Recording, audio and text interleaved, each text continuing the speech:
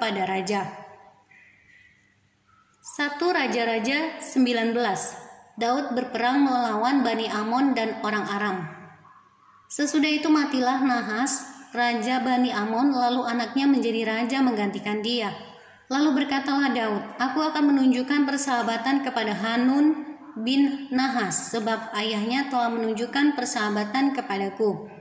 Sebab itu Daud mengirim utusan untuk menyampaikan pesan turut berduka cita kepadanya karena kematian ayahnya.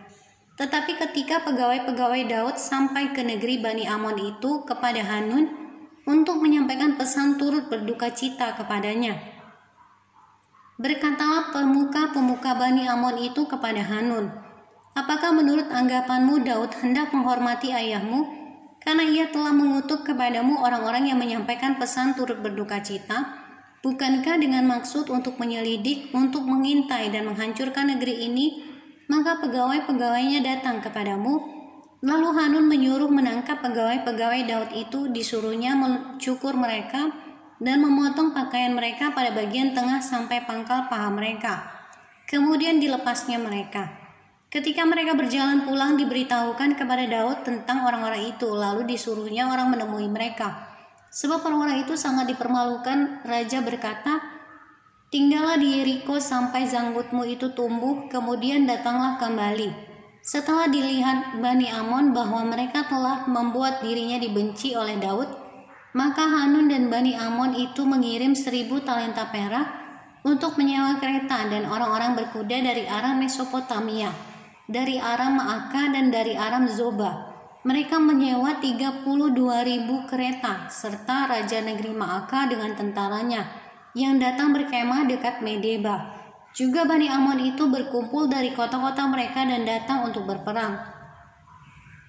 Ketika Daud mendengar hal itu, disuruhnyalah Yoab maju dengan segenap tentara dan pahlawan. Lalu Bani Amon maju, diaturnya barisan perangnya di depan pintu kota. Sedang raja-raja yang ikut datang ada tersendiri di padang. Ketika Yoab melihat bahwa serangan itu mengancam dia dari depan dan dari belakang, maka dipilihnyalah sebagian dari orang pilihan Israel. Lalu ia mengatur barisan mereka berhadapan dengan orang Aram itu.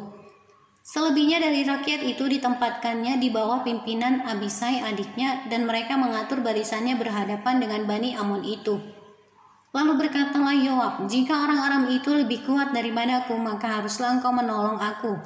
Tetapi jika Bani Amon itu lebih kuat daripadamu, maka aku akan menolong engkau. Kuatkanlah hatimu dan marilah kita menguatkan hati untuk bangsa kita dan untuk kota-kota Allah kita. Tuhan kiranya melakukan yang baik di matanya.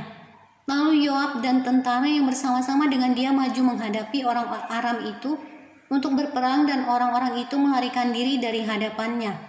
Ketika Bani Amon melihat bahwa orang Aram sudah melarikan diri, maka mereka pun larilah dari hadapan Abisai adik Yoab dan masuk ke dalam kota. Sesudah itu Yoab pulang ke Yerusalem.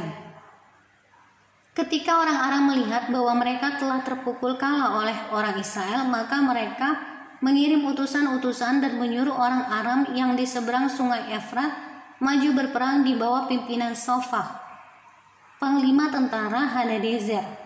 Setelah hal itu diberitahukan kepada Daud, maka dikumpulkannya seluruh orang Israel di seberanginya sungai Yordan, lalu sampai ke dekat mereka, dan diaturnya barisannya melawan mereka.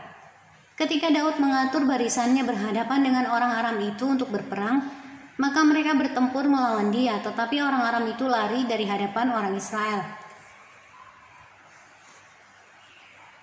Dan Daud membunuh dari orang Aram itu 7.000 ekor kuda kereta dan 40.000 orang pasukan berjalan kaki. Juga Sofak, panglima tentara itu, dibunuhnya.